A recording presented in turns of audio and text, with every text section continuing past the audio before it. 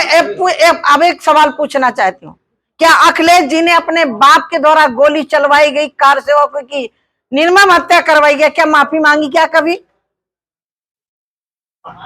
यहाँ किसी ने, सरकार ने नहीं किया, भगदड़ हुई है, उसमें कुछ हताहत हुए।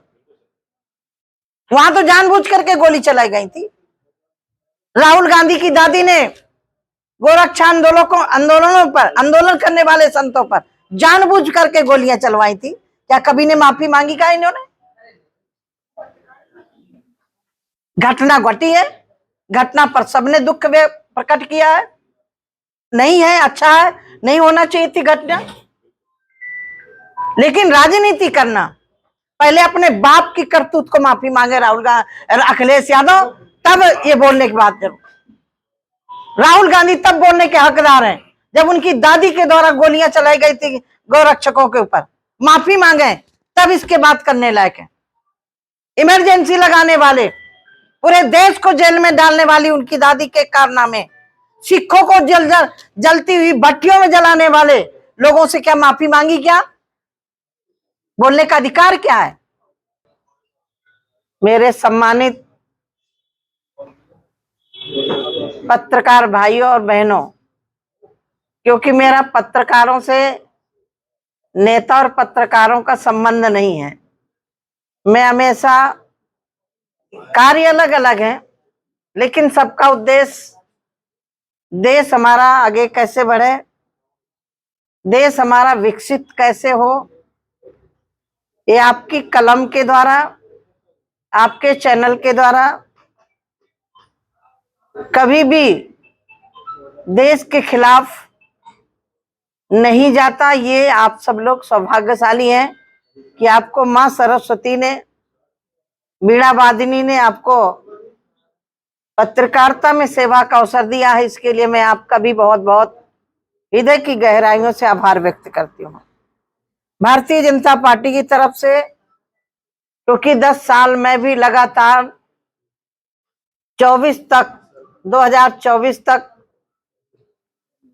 केंद्र में मंत्री के रूप में सेवा करने का अवसर प्राप्त हुआ है। तो मैं जानती हूं कि देश के यशस्वी प्रधानमंत्री जी एक विजनरी हैं, जिस काम को लेते हैं उसको करके दिखाते हैं। बजट पेश हुआ, आप लोगों ने सबने देखा होगा, कुछ लोगों ने छापा भी होगा, लेकिन कुछ बहुत बारीक बिंदु हैं। 2014 के पहले देश विश्व पटल में क्या स्थिति थी ये आप सब जानते हैं। यदि हमारा भारत का कोई बाहर जाता था तो लोग ज्यादा मिलना पसंद नहीं करते थे। कहां से आया? भारत से आया है। लेकिन आज कोई भी व्यक्ति किसी देश, विश्व के कोने में जाता है, जब उसको ये मालूम होता है कि भारत से आया है, तो गर्व से और गौरव से सीना तान के हमारे भारतीयों से मिलता है। ये गौरव 2014 के बाद देश ने हासिल किया है। क्योंकि मेरे पास ऐसे विभाग रहे हैं जिन विभागों में मैंने सेवा की है। 2019 तक फ्रूट प्रोसेसिंग था, जो किसानों से जुड़ा हुआ है, किसानों की उपज से जुड़ा हुआ है। उस विभाग ने बड़ी यूनिट लगाने का प्रावधान था। हमने सुझाव रखा था कि बड़ी यूनिट बहुत पैसे वाला ही लगा पाएगा, छोटी यूनिट में काम किया जाए। देश के यशस्वी प्रधानमंत्री जी ने स्वीकृति दी, जिसमें कोल्ड चेन हमारे बुंदेलखंड में ही 2-3 लगी है। जालवन में मटर का काम करते हैं और वो छोटी यूनिट लगा करके अपना प्रोसेसिंग कर सकता है, स्टोर कर सकता है। माननीय प्रधानमंत्री जी ने जो एक नारा दिया था, सबका साथ, सबका विकास, सबका विश्वास, सबका सहयोग और सबका सम्मान, मेरा सौभाग्य रहा कि 2014 से 24 तक नई और पुरानी पार्लियामेंट में रहने का गौरव हासिल हुआ। और वो क्षण मैं आज भी याद करना चाहूंगी, जब विपक्ष 370 धारा का विरोध कर रहा था। और आप सबको मालूम होगा कि 370 धारा जब खत्म नहीं हुई थी, आए दिन पत्थरबाज पत्थर फेंकते थे। रोजगार नहीं था, लेकिन देश के यशस्वी प्रधानमंत्री जी ने, देश के गृह मंत्री आदरणीय अमित भाई के प्रखर नेतृत्व ने, 56 इंच के सीने ने वो करके दिखाया जिसको कोई कर नहीं सकता था। आजादी के बाद से 370 धारा खत्म किया और वहां आज विकास हो रहा है। आजादी के बाद से पहली बार वहां पंचायत के चुनाव हुए, कभी कोई चुनाव नहीं होते थे। आज मैं उनको भी संदेशा देना चाहती हूं, जो लोग ओबीसी और दलित की बात करते हैं। जब 370 धारा वहां लागू थी, ये अधिकार अनुसूचित को वहां नहीं थे। जो भारत के अंदर आरक्षण मिलता था, आरक्षण का लाभ मिलता था, वो जम्मू और कश्मीर में नहीं मिलता था। जो पाकिस्तान से हमारे गरीब लोग आए हुए थे, उनको मत देने का अधिकार नहीं था। चुनाव लड़ना तो दूर, विकास होना दूर। मैं उसकी भागीदारी रही, सौभाग्यशाली रहा कि मैंने भी बटन दबाई। माननीय प्रधानमंत्री जी के नेतृत्व में वो 370 धारा जैसा काला कानून खत्म हुआ। उसी कालखंड में जिसके लिए 500 साल संघर्ष हुआ, जम्मू कश्मीर की बात में करना चाहते हैं। लोगों ने कहा कि यदि 370 धारा खत्म हुई तो कोई तिरंगा उठाने वाला नहीं मिलेगा, खून की नदियां बहेंगी, तिरंगा उठाने वाला नहीं। लाल चौक पर जिस प्रधानमंत्री नहीं थे, आदरणीय मुरली मनोहर जोशी जी के नेतृत्व में सीना तान करके, चुनौती दे करके, माननीय नरेंद्र मोदी जी ने उस समय कहा था, किसी माई के लाल में ताकत हो, माने दूध पिलाया हो, तो तिरंगा फहराने से मुझे रोके और रोके हम वहां तिरंगा फहराएंगे। तिरंगा उस समय फहराया था। और आज घर घर तिरंगा, हर घर तिरंगा, ये 370 धारा खत्म होने के बाद हुआ। 500 साल की प्रतीक्षा का, जिसके लोग कहते थे वहां शौचालय बना दिया जाए, वहां कुछ बना दिया जाए, वही न्यायालय है, वही न्यायाधीश है। लेकिन कानून बदला। हमने कहा था कि चाहे कानून के रास्ते, चाहे पार्लियामेंट के रास्ते, क्योंकि मैं उस आंदोलन की गिलहरी की तरह मेरी भागीदारी रही है। मैं उन सम्मानीय न्यायाधीशों का सम्मान करती हूं जिन्होंने अपनी कलम से राम मंदिर का रास्ता प्रशस्त किया और 22 जनवरी को 2024 में रामलला अपने गर्भगृह में विराजित हुए। इसके लिए मैं प्रधानमंत्री जी का और माननीय योगी जी का अभिनंदन करती हूं। बजट की कॉपी में आपको दे दूंगी। 2-3 बिंदुओं पर मैं आपसे चर्चा करना चाहती हूं। इस केंद्रीय बजट में ग्रामीण समृद्धि के लिए, कृषि और ग्रामीण समृद्धि के लिए काम किया गया है। हम जब 2014 में आए थे, तब वही गेहूं आपका 900 में, 800 में, 1000 में बिकता था। लागत उतनी ही लगती थी, लेकिन आज सरकारी रेट 2200 रुपया है। और यदि उससे अधिक कहीं मार्केट में किसान को मिलता है तो मार्केट में जाकर के बेच सकता है। ग्रामीण क्षेत्र में विकास कैसे हो, यही बुंदेलखंड है जब आए दिन किसान आत्महत्याएं करता था। सरकारें थी, लेकिन आत्महत्या करने के लिए किसान को मजबूर क्यों होना पड़ता था? क्योंकि समय पर उसको खाद नहीं, समय पर बीज नहीं, और किसी साहूकार से पैसा ले लिया और खेत में फसल नहीं हुई तो फांसी का फंदा लगाने के अलावा उसको कोई रास्ता नहीं बचता था। इसके लिए मैं प्रधानमंत्री जी का अभिनंदन करती हूं, जिन्होंने कानून में, बजट में प्रावधान किया कि हर वर्ष किसान को 6,000 रुपया जब बीज का और पानी का समय होगा तब उसको दिया जाएगा। और आज बुंदेलखंड में कोई भी किसान, मुझे लग रहा है कि आत्महत्या करता हुआ मैंने नहीं सुना है। दूसरा विषय,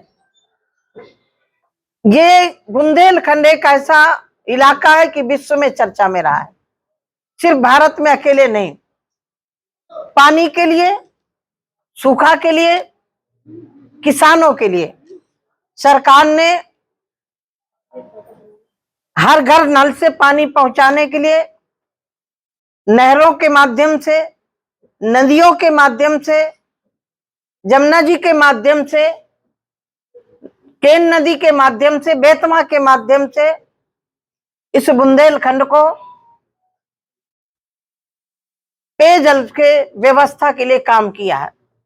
अभी माननीय प्रधानमंत्री जी ने दोनों नदियों को जोड़ने के लिए मध्य प्रदेश और उत्तर प्रदेश सरकार ने सहमति जताई है और उस पर काम शुरू हो रहा है। एक इस बार के बजट में, क्योंकि गरीब के लिए तो हम घर दे रहे थे, गरीब को शौचालय दे रहे थे, गरीब को राशन दे रहे थे। अब आपका प्रश्न होगा कि गरीबी से बाहर निकला है तो फिर राशन क्यों, गरीब को घर क्यों? मेरा उत्तर यह है, अब वो जो गरीब आदमी राशन की चिंता में रात दिन लगा रहता था, उसको राशन की चिंता से मुक्ति मिली। घर की चिंता में लगा रहता था, घर उसको मिला, घर की चिंता से मुक्ति मिली। अब वो अपने बच्चों को आगे पढ़ाए। यदि उसके पास एक बिस्वा है तो भी उसको साल में 6,000 रुपया उसके खाते में जाना है। ये और छोटा किसान अपनी खेती में सिंचाई की व्यवस्था, और बुंदेलखंड वाले तो सौभाग्यशाली हैं, योगी और मोदी जी के कारण ही सौभाग्य प्राप्त हुआ है कि आपको दिल्ली जाना है तो कोई छोटी गली से नहीं जाना, बुंदेलखंड एक्सप्रेस वे पकड़िए और सीधे दिल्ली पहुंच जाइए। अब महोबा वालों के लिए दिल्ली दूर नहीं है।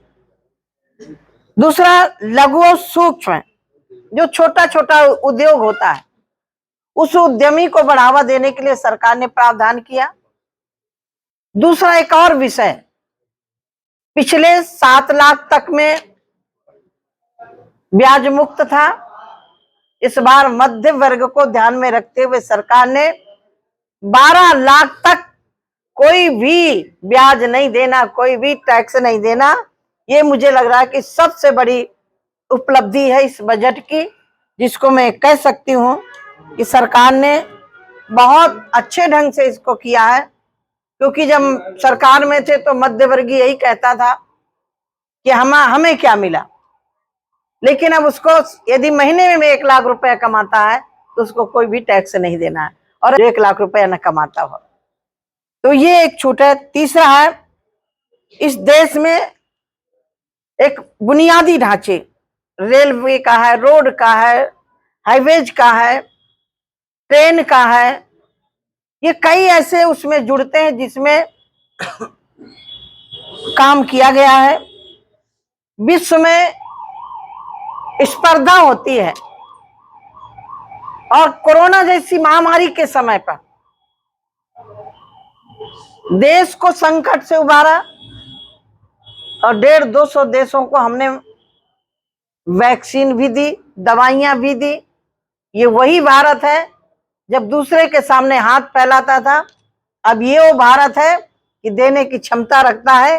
और आपने देखा होगा यूक्रेन के जब युद्ध में भारत के हमारे विद्यार्थी फंसे, कौन ऐसा देश है जो युद्ध रोकेगा?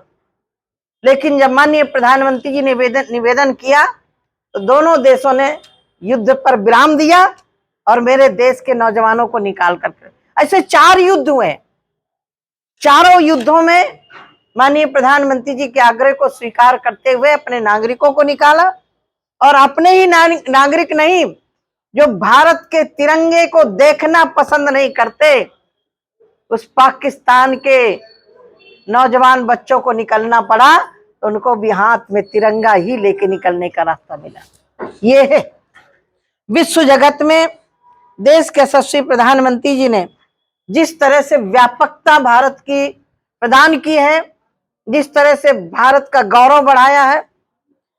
जब भारत किसी भी देश पर दुनिया विश्वास करती है, तभी तो देश में व्यापार करने आती है, तभी तो देश के अंदर कुछ काम करने आती है। इस बजट का लक्ष्य व्यापारियों को भी ध्यान में रखा गया है। आपको मैंने बजट की कॉपी दी है। समावेशी विकास कैसे सुरक्षित किया जाए, उसके लिए भी काम किया गया है। गति शक्ति को भी आप देख रहे हैं कि पहले उसी पटरी से मालगाड़ी भी निकलती थी, उसी से सवारी गाड़ी भी निकलती थी, तो ट्रेनें भी लेट होती थी और मालगाड़ी भी लेट होती थी, माल समय पर नहीं पहुंचता था। आज उसके लिए लाइन अलग बन रही है। पूरी रेलवे लाइन को कुछ ही लाइनें बची होंगी जो इलेक्ट्रॉनिक नहीं हुई होंगी, लगभग सारी की सारी पटरियां। माननीय प्रधानमंत्री जी ने कहा कि जो पटरियां पहले से चल रही हैं उन्हीं को सुचारू रूप से बेहतर बनाना है। दूसरा है बेहतर भविष्य के लिए मध्य वर्ग को मैंने आपके सामने विषय रख दिया है। इसमें कोई भी शिक्षा के क्षेत्र में बहुत सुधार हुआ है।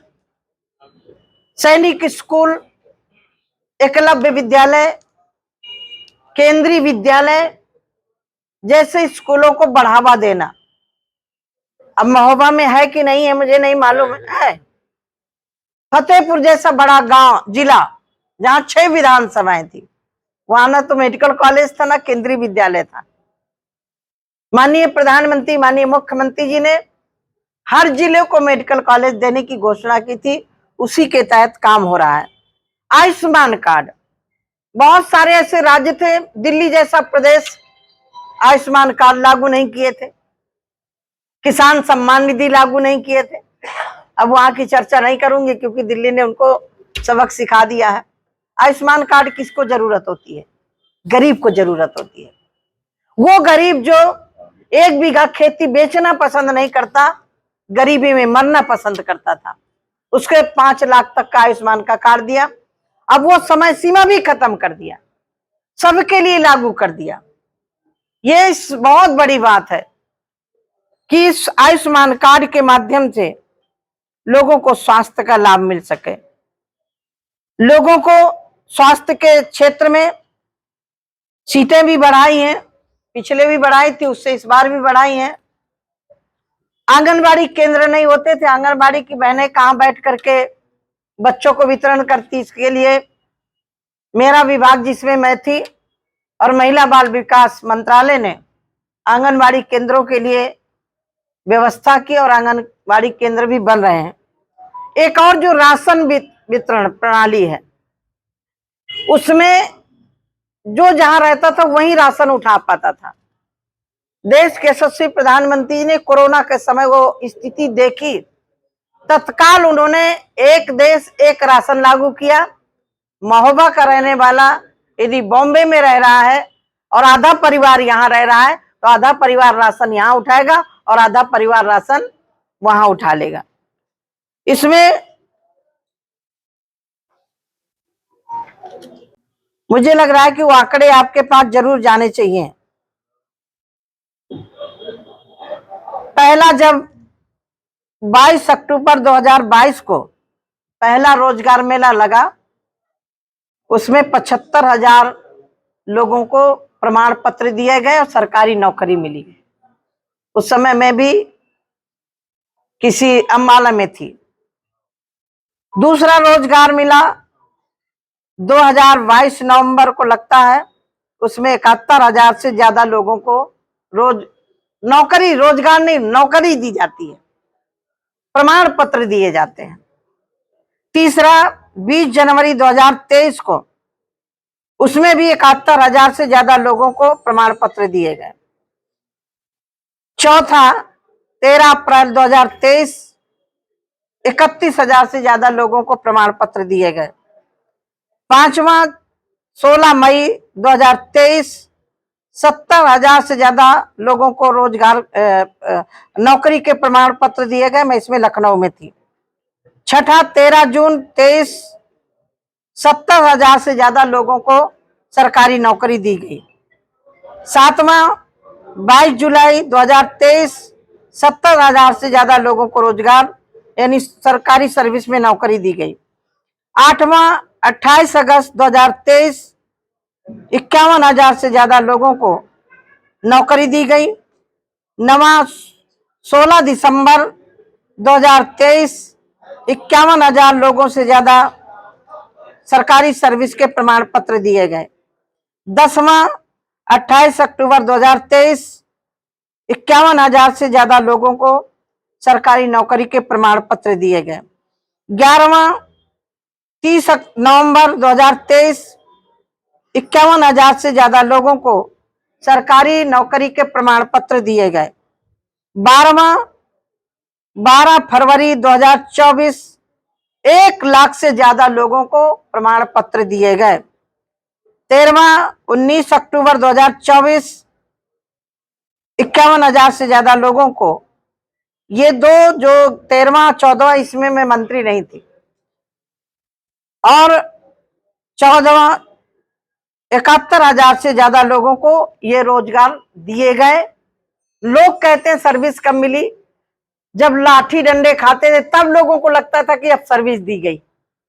ना घूस, ना लाठी, ना डंडे, जो योग्यता रखता है उसको सर्विस में दिया गया, सर्विस में लगाया गया।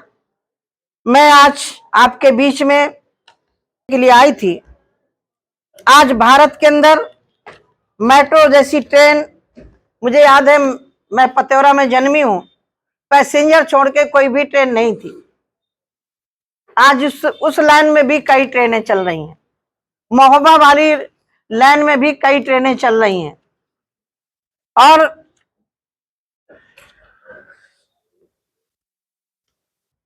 उड़ान में हम जाएं तो आज एयरपोर्टों की गिनती नहीं है। उत्तर प्रदेश में भी आप लखनऊ तो था, कानपुर लीजिए, बनारस लीजिए, आप सिद्धार्थ नगर लीजिए, आप प्रयागराज लीजिए, यानी इस तरह से एयर से, रेलवे से पूरे देश को जोड़ने का प्रयास किया गया।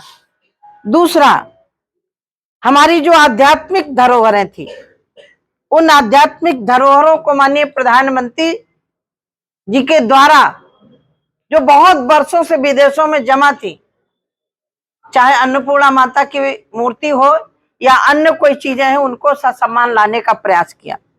अयोध्या का विकास, बनारस का विकास, चित्रकूट का विकास, या कहीं का भी हो, जहां हमने देश के लोगों के लिए काम किया, हमारी सरकार ने काम किया, वहीं आध्यात्मिक धरोहरों को सुरक्षित किया। अभी प्रयागराज का 144 साल का 12 साल वाला कुंभ चल रहा है, महाकुंभ चल रहा है। दिव्यता और भव्यता के साथ सरकार ने अनुमान लगाया था कि 45 करोड़ के लगभग लोग आएंगे। कल का रिकॉर्ड है कि 52 करोड़ लोग आ चुके हैं। यानी जब जब हमारी देश की संस्कृति पर, हमारे धर्म पर, हमारे गौरव पर लोगों ने कुठाराघात करने की कोशिश की, जनता ने सड़कों में आकर के, जनता ने प्रयागराज में पहुंच करके ये उन लोगों को जवाब दिया है जो सनातन धर्म को कोरोना वायरस, मलेरिया, डेंगू कहते थे। उनको जवाब दे रही है जनता। कल मैं निकल रही थी, जितनी जनता वहां से निकल रही थी उससे दूना जनता जा रही थी। क्या किसी ने निमंत्रण दिया? ये हमारी आस्था हमें खींच करके लेके जा रही है। और भारत के अकेले नहीं, पूरे देश विश्व के लोग आ रहे हैं। पूरब से पश्चिम, पश्चिम से पूरब, दक्षिण से उत्तर, उत्तर से दक्षिण, चारों तरफ के लोग आ रहे हैं। क्योंकि मैं 40 दिन के लगभग कुंभ में रही हूं, मैंने अनुभव किया। मेरा ये दूसरा कैंप था, लेकिन इतनी भीड़ पहुंचना मैंने भी कल्पना नहीं की थी कि मेरे जैसे छोटे कैंप में इतने लोग आ जाएंगे। तो ये आस्था है, आस्था को कोई चोट पहुंचाएगा। और इस बार के कुंभ की एक विशेषता और थी, यूथ था उसमें, और वो नौजवान 144 साल के कुंभ में डुबकियां लगा रहा है, सेल्फी ले रहा है, फोटो खींच रहा है, मानो उस कुंभ को कैद करना चाहता है। तो मैं आपके बीच में, जहां हमारी सरकार ने देश के विकास के लिए बहुत सारा काम किया है, वहीं देश की आध्यात्मिक सांस्कृतिक धरोहरों को भी सुरक्षित रखने का प्रयास किया है और उस पर फोकस करके काम किया है। आपके पास कॉपी आ गई होगी तो आप उसी में पूछ सकते हैं, दे दीजिए। क्या कहना चाहेंगे? देखिए, मैं यदि आप कुंभ की बात करें तो 2013 में मैं विधायक थी जब इनके द्वारा कुंभ हुआ था। व्यवस्थाएं पूरी तरह चरमराई हुई थी। मुझे लग रहा है अखिलेश जी कुछ ना करते, एक दिन शास्त्री पुल में खड़े होकर के पूरे दिन खड़े होकर देख लेते तो अपने आप पता चल जाता कि व्यवस्था कैसी है और जनता कैसी आ रही है। दीदी, दिल्ली में भगदड़ हुई है, विपक्ष इस्तीफे की मांग कर रहा है रेल मंत्री के लिए, क्या कहना है? देखिए, मैं फिर आपके माध्यम से जनता से अपील करती हूँ, ये कुंभ 5 मार्च तक चलेगा। जल्दीबाजी नहीं करें, आराम से जाएं। ट्रेन की व्यवस्था है, प्लेन की व्यवस्था है, रोड अच्छे बने हुए हैं, आराम से जाएं। ये कहीं ना कहीं जो घटनाएं हो रही हैं ये जल्दीबाजी में हो रही हैं और इन घटनाओं पर सरकार चिंतित है। माननीय प्रधानमंत्री जी ने उसको संज्ञान में लिया है, लेकिन किसी बात को हर बात में राजनीति करना ये उचित नहीं है। धार्मिक मामला। आप बुंदेलखंड के विकास की बात कर रही थी, कह रही थी कि यहाँ पर विकास हुआ, सरकारी में नहीं लिया गया होगा। लिया गया दीदी। तो आप मुझे रिपोर्ट दीजिए, मैं जांच करवाऊंगा। हम जांच करवाएंगे, हम जांच करवाएंगे, लोगों को टोकन मिल गए तो नहीं होगा। हम जांच करवाएंगे। मैम, दीदी, पूर्व रेल मंत्री लालू प्रसाद यादव वो बोल रहे हैं कुंभ फालतू है, कैसे देख रही है उनके? देखिए, यही हमारे सनातन धर्म को चोट पहुंचाने वाले लोग हैं। यही कह रहे थे राम जन्मभूमि पर शौचालय बना दिया जाए, जो आप कुंभ को कह रहे हैं फालतू है। अरे हमारे घर में मंदिर होता है, मंदिर की सफाई करते कि नहीं करते, पूजा करते कि नहीं करते? ये तो 144 साल का बाद का कुंभ है लालू जी। यदि आपको देखना है तो जनता कुंभ में जवाब दे देगी, मुझे जवाब देने की जरूरत नहीं। आपके मंत्री संजय निषाद जी से नहीं है, वो अलग से बात करें। दीदी, धीरेन्द्र की बात किया, क्या कहेंगे आप? देखिए, काम हमने सबके लिए किया है। मोदी जी ने, प्रधानमंत्री जी ने सबका साथ सबका विकास, सबके लिए मकान दिया, सबके लिए राशन दिया, सबके लिए आयुष्मान कार्ड दिया, सबके लिए शौचालय दिया, सबके लिए उज्ज्वला के तहत गैस दिया, सबके घर में लाइट पहुंचाई, सबको हम सब कुछ दे रहे हैं। लेकिन जहां तक सनातन धर्म और हिंदू धर्म की बात है तो मैं हिंदू हूं, तो हिंदू का पक्ष रखते हुए जरूर कहना चाहूंगी कि बगबोर्ड है तो हिंदू धर्म के लिए भी कुछ ना कुछ होना चाहिए। आप दीदी खाद्य प्रसंस्करण मंत्री रही जब तबरई आई थी, मुझे याद है आपने कहा था कि देखिए, मैंने, आप एक बात भूल रहे हैं, मैंने कहा यहाँ कोई आवेदन करे हम उसके लिए हम देंगे, क्योंकि प्राइवेट सेक्टर में हम देते हैं, सरकारी नहीं लगता है। लेकिन आप कुंभ नहा के आई हैं, कैसी व्यवस्थाएं थी? लोग बहुत अच्छी व्यवस्था, ये दूर बैठ करके व्यवस्थाएं नहीं देख सकते। मेला का क्षेत्र बड़ा है, मेला के कैंप बड़े हैं, लाइट व्यवस्था, शौचालय व्यवस्था, स्वच्छता व्यवस्था, वहां पूरी की पूरी व्यवस्था। मैं 40 दिन रही हूँ, व्यवस्था अच्छी है। दूर बैठ करके व्यवस्था नहीं देखी जा सकती। तो राहुल गांधी और प्रियंका गांधी ये गंगा गए, गंगादास, जमुना जाए, जमुनादास, मस्जिद में जाएंगे टोपी लगाएंगे, गिरजाघर जाएंगे क्रॉस पहनेंगे, और मंदिर जाएंगे तो जनेऊ, कुर्ता के ऊपर जनेऊ पहनेंगे। उनकी बात मेरे सामने नहीं करिए तो अच्छा है। स्नान करिए, स्नान करें, अच्छी बात है, लेकिन राजनीतिक स्नान नहीं, पॉलिटिक्स वाला स्नान नहीं। स्नान श्रद्धा से किया जाता है।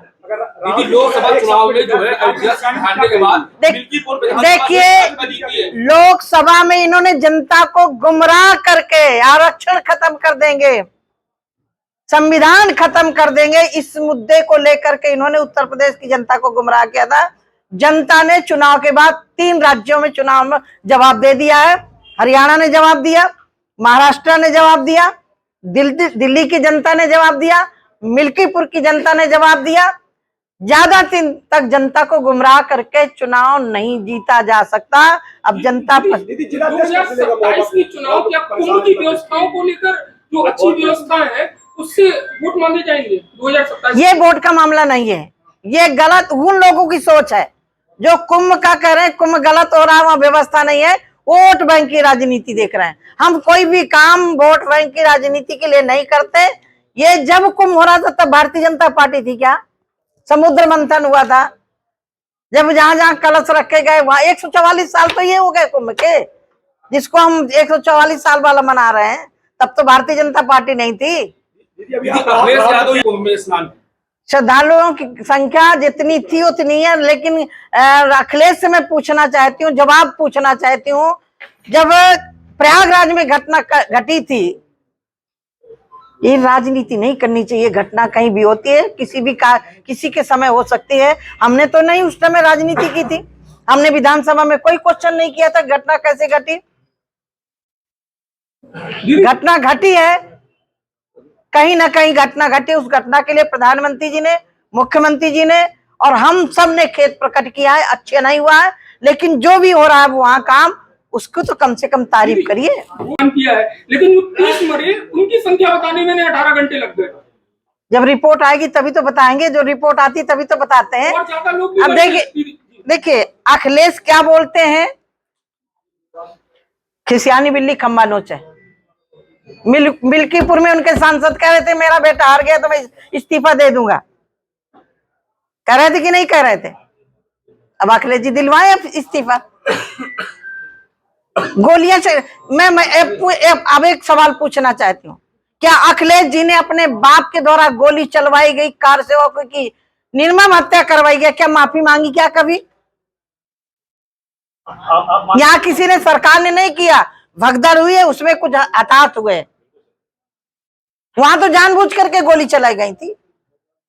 राहुल गांधी की दादी ने गोरक्षा आंदोलनों पर, आंदोलन करने वाले संतों पर जानबूझ करके गोलियां चलवाई थी, क्या कभी ने माफी मांगी का इन्होंने?